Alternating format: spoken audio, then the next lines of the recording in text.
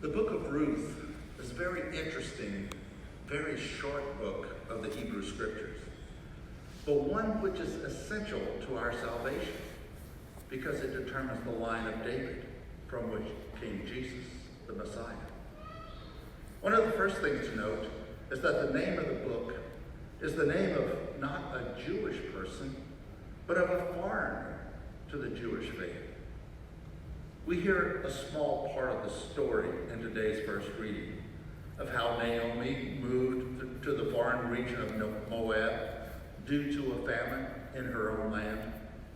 Her husband and both sons, who had married Moabite women, all died in the 10 years in which Naomi lived in Moab. Ruth was one of Naomi's daughters-in-law. When the time came for Naomi to return to her own land and her own people, Ruth adamantly went with her with those famous words, "Wherever you go, I will go.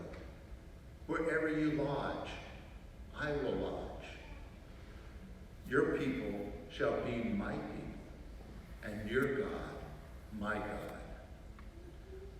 That's nice, but that seems to be all of what most people remember about the book of Ruth. From a Davidic lineage standpoint, however, the best is yet to come. It turns out that when Naomi and Ruth return to Bethlehem, Ruth goes out into the fields to glean some of the crops, then grinds the grain into flour for her mother-in-law. While out in the fields, she catches the eye of Boaz, who, to condense the story, marries Ruth. Ruth bears a son who is named Obed. This is the real kicker. Obed becomes the father of Jesse, who was the father of David. So from a circumstance of a difficult time in life, the famine in Bethlehem, comes the great-grandmother of King David, herself a non-Jew. Don't say that the Lord doesn't work in strange and mysterious ways.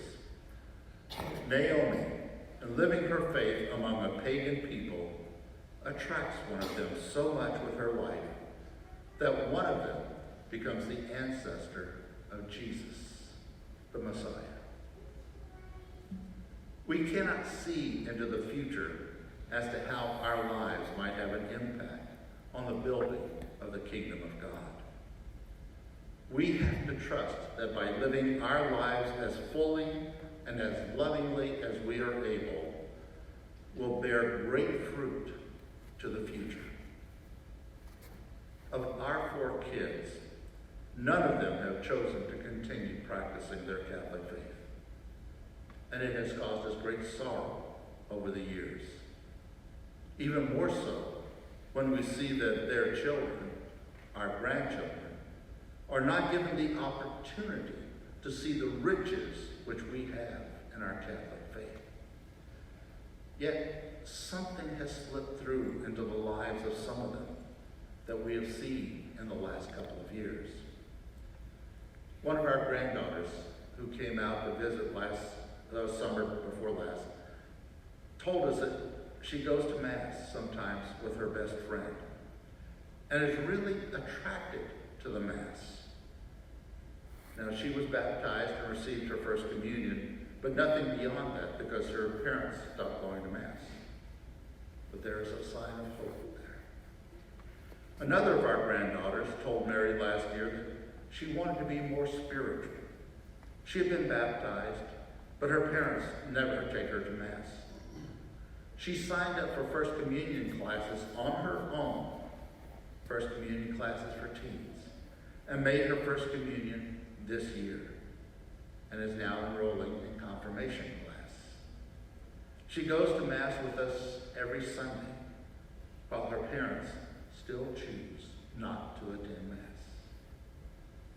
Another of our granddaughters spent a few days with us this summer after her high school graduation and told us that she had attended Mass a few times with a friend of hers, and that when she gets married, she wants to get married in the Catholic Church.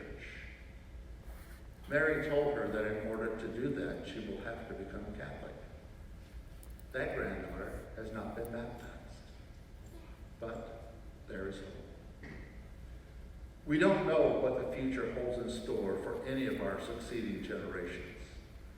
But if we remain faithful and true to our faith, who knows what can happen? We just keep praying. It's all in God's hands. And God works in strange and mysterious ways.